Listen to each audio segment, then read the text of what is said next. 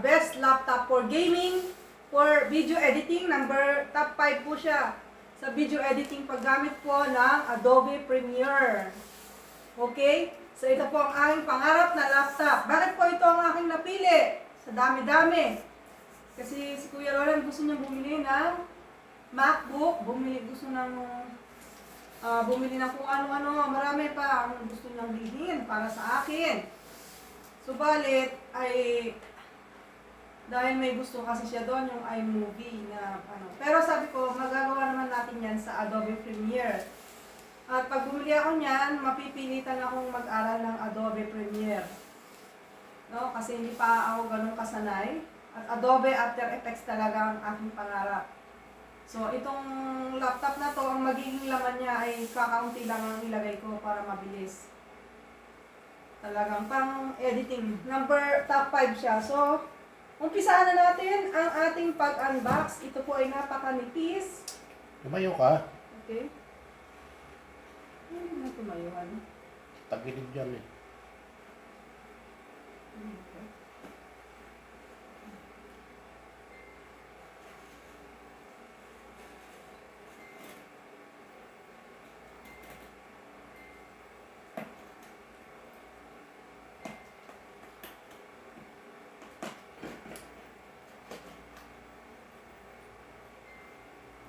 First time kong mag-unbox. Ang saya.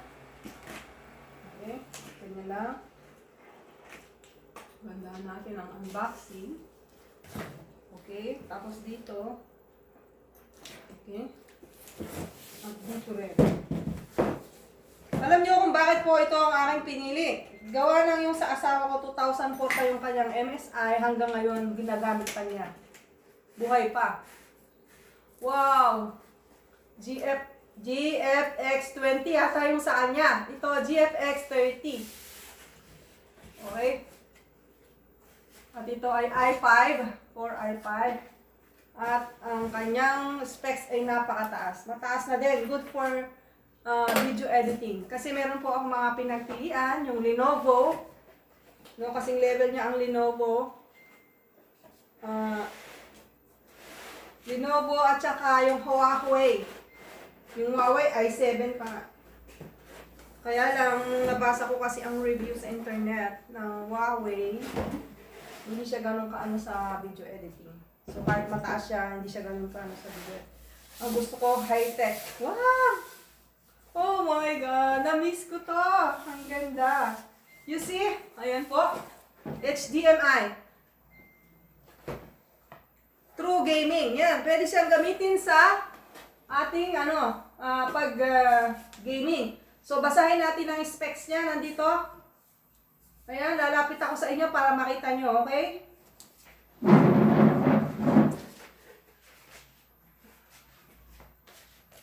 Alright. Yan, ang kanyang specs. Nabasa nyo? Yan. Basahin natin. Ang kanyang color is black. LED panel 15.6 inch FHD anti-glare IPS level. CPU Intel Core i5 9300 high processor. VGA NVIDIA GeForce GTX 1650 4GB GDDR6. Wow, taas. HDD 512GB SSD. Wow, mataas. RAM DDR4 8GB. ODD NAND RF WLAN and BT combo module. OS Windows 10 64-bit. Congratulations. Keyboard na Arabic. Paano to? Battery. Yan.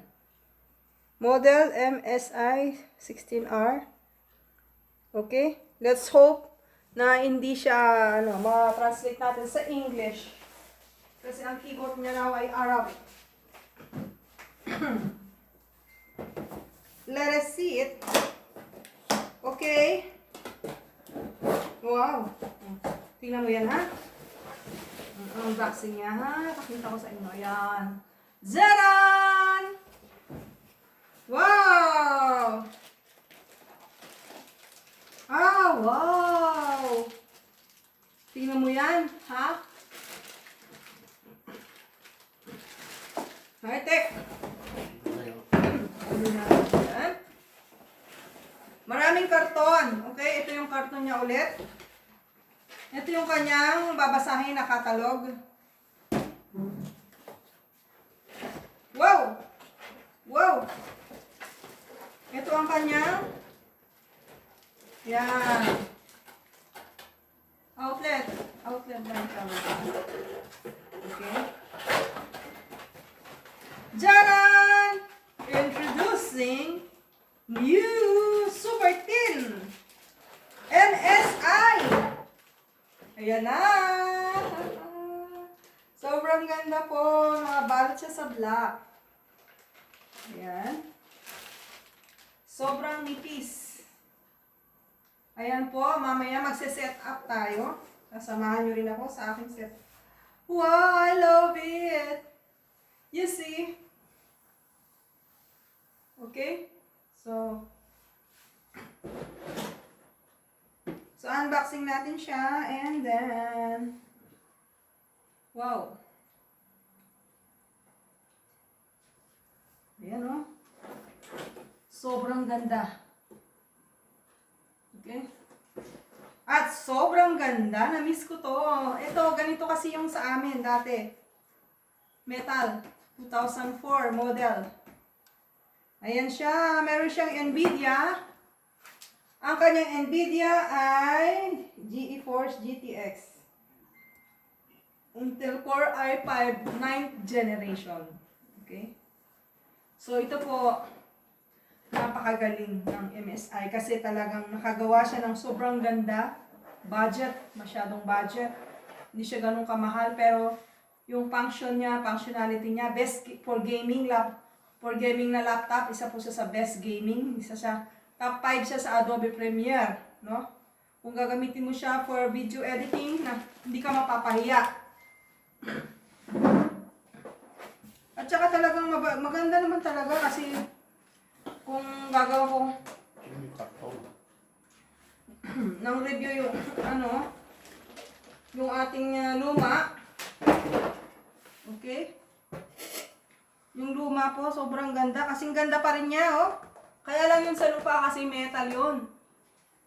Ganyan pa rin, may pula. Pag binuksan mo yan, mamumula. Kung gusto natin buksan na. Excuse me.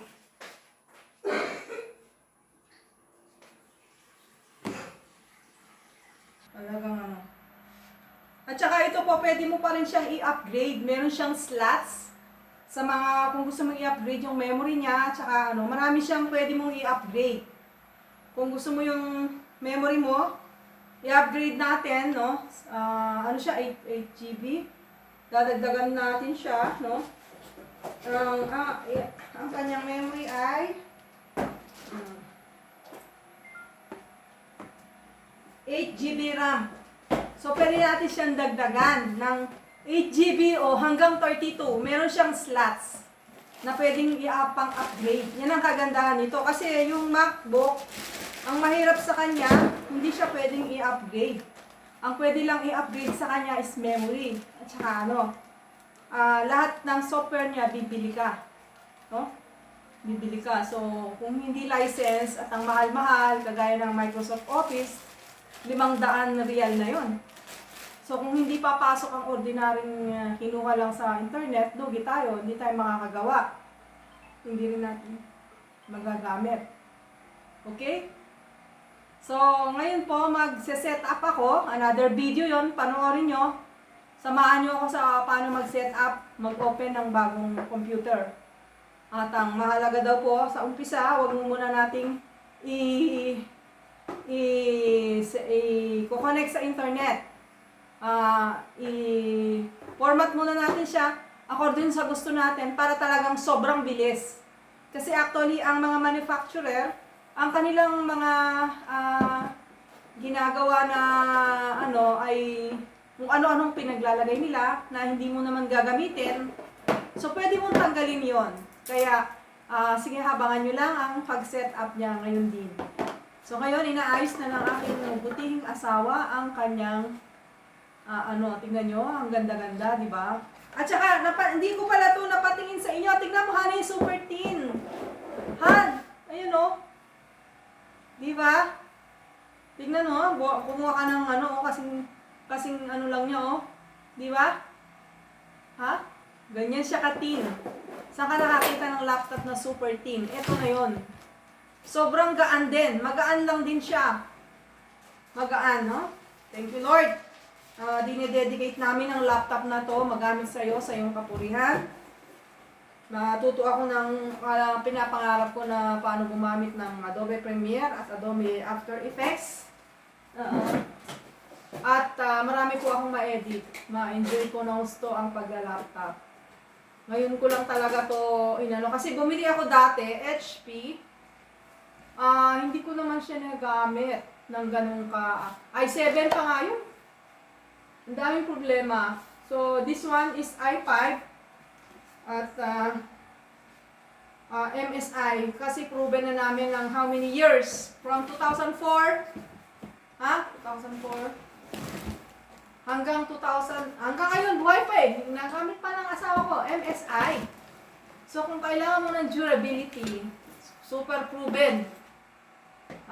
Ito ang bilhin mo, MSI. At napaka-budget pa niya. Budget, true gaming. Talagang pang high-tech siya. Best for gaming. Kung nag-games ka, pag sinabi kasi ang laptop is best for gaming, ibig sabihin naka-optimize yun. Yung pinakamagandang mga parts na maganda talaga na magagamit mo. Kaya ito, kung naka-optimize sa games, ibig sabihin kahit sa editing, magagamit mo siya. Unlike yung ibang mga pinagbibili ko, ang dami ko nang nabiling laptop. Ay Toshiba, ilang taon lang sira na. Itong aming MSI, no, 2004 until